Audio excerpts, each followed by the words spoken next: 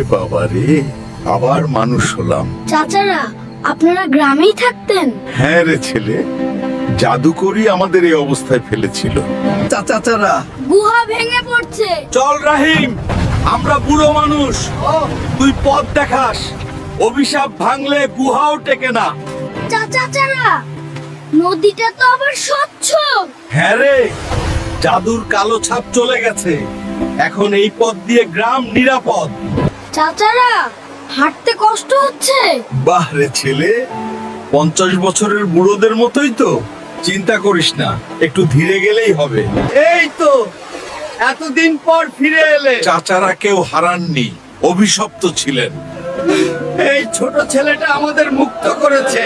মাত্র 12 বছরের ছেলে, আর এমন সাহস। আমি শুধু ভালো কাজ করতেই চেয়েছি। রাহিম আমাদের গর্ব। চাচারা, এটা এখন কি করবে? এখন আর ক্ষতি করবে না রে, শান্তির আলো। এর শক্তি কেউ আর ভুল পথে ব্যবহার করতে পারবে না।